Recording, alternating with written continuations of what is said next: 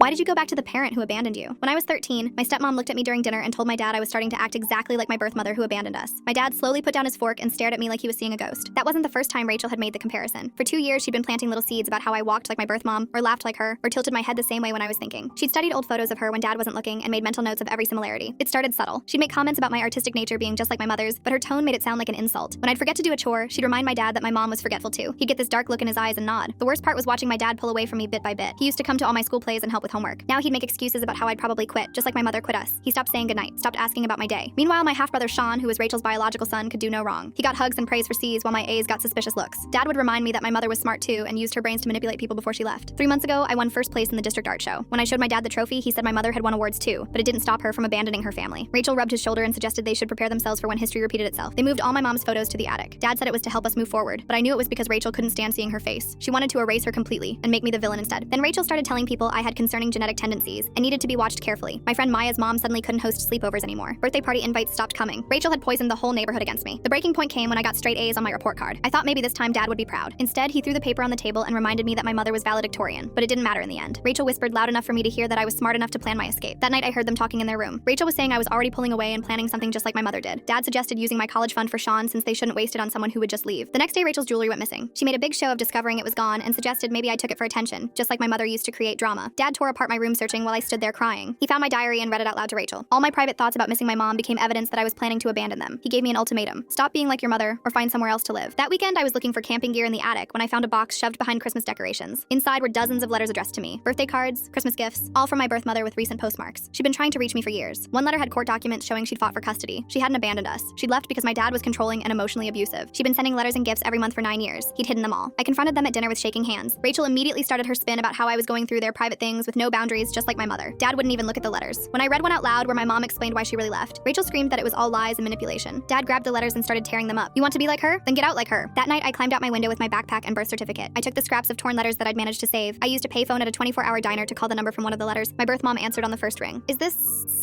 Oh my God, I've been waiting for this call for 9 years. She drove through the night to get me. When we got back to her house, she showed me boxes full of returned letters and gifts, all marked refused in my dad's handwriting. She had a lawyer who'd been documenting everything. Dad filed a missing person report, but when police came to my mom's house, I showed them the letters and court documents. They called child services, who launched an investigation. Rachel's ex-husband came forward saying she'd done the same thing with his kids. Dad texted me once during the custody hearings. You chose abandonment, just like I knew you would. I've lived with my birth mom for a year now. Turns out the only person who abandoned me was him.